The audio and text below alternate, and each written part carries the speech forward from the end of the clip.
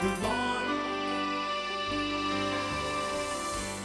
up next, a new report shows an alarming increase in the number of criminals using and abusing prescription drugs to get high. What sort of new problems does this pose for law enforcement?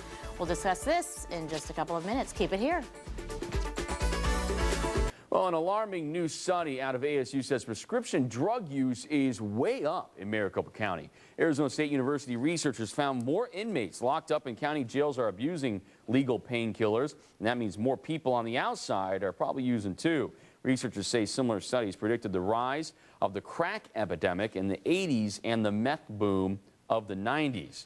For more on this and how law enforcement deals with this growing problem, now joined this morning by Sergeant Bill Rogers from the Arizona Highway Patrol Association. And Bill, this is a situation we have seen the dire consequences of. I've covered news stories where high schoolers have OD'd on prescription painkillers, adults, teenagers, or not just teenagers, but adults, college-age kids, everybody. It's a wide spectrum of people all being affected by this situation. Why is that? Why is this on a rise when we've seen so many other studies that say drug use is on the decline? I think it's probably because of lack of accountability on a personal note and a certain tolerance of this type of crime. I think it's the availability of the drugs themselves, either through legal or illegal means. I think the extremely rise of latchkey children that are home alone that have access to their parents' prescriptions. I think it's also the society that has gone to a medical route to deal with problems, the current economic problems that we have that causes so much stress. People get narcotics of their own and they abuse them. They think one more won't hurt. Talk about the problem within the jails. You guys, there is testing done for things like Vicodin, things for prescription drugs, and we've seen those numbers go up. Exactly. Of course, we put people in the jail for us, it'd be DUI. And DUI is probably about 50%. We see a prescription drug alcohol combination. The masking is what we call is when someone pops a couple pills and then they drink a couple beers. And of course, if we stop them, we may only see the alcohol effects and we arrest them for DUI under alcohol, when in fact they also have the narcotic drugs in them. One half, 50% of the people you guys are busting. That sounds like a really high number. Is that just started to go on the increase here recently, or is this something you've seen for a couple of years now? I think it's a trend that's been going on for a couple of years. I think we're behind, because of manpower issues, we're behind the 8 ball, if you will, by being able to recognize it and having actual drug recognition experts out there to counteract it.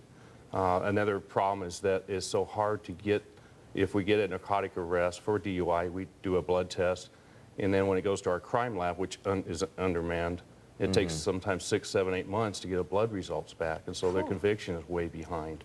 And we've unfortunately heard a lot of areas where, of course, there's just so much understanding with the budget problems here in the state and the county level and the city level that we're not being able to move forward with some of these things.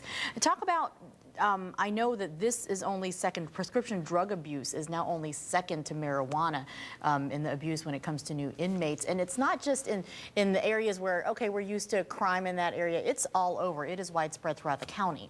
Right.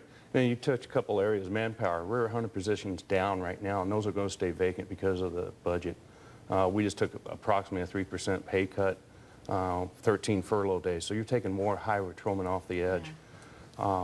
As far as marijuana, everybody's yelling about the legalization of it. That's just going to compound the problem because marijuana has the same effects when you drive as alcohol. So you combine that, if you were to legalize marijuana, now you got marijuana, alcohol, and prescription drugs. That would only create a worse problem. And of course, marijuana is a stepping stone to further narcotic use. Sure. And real quick, because we're running out of time here, if somebody, I know you were saying this hits all ages, but for parents out there concerned about their kids getting behind the wheel with prescription drugs or just using them, abusing them in general, what's the number one thing they should look out for? What are some of the drugs that they should be worried about? And what are the ways to stop their kids from using it? Some of the ways to stop their kids from using it is keep your kids active. Idle hands is the work of the devil. I mean, that's biblical, and that's very true. Some of the other ways is simply be aware of what your kids are doing, who they're hanging out with, where they're going. If you have to lock up, remember the old days when they used to lock up the alcohol? Lock up your drugs. Be aware of, be aware of your behavior patterns of your children. Watch for things like dropping grades in school. Great advice. Locking it up, probably Gotta the be best advice responsible out there. about it. Yeah, I think so, absolutely. too. I appreciate it. Thank you Thank so you much. so sir. much. Thank you so much, Sergeant. Sergeant Thank you. Rogers with ADOT. Thank you for joining us.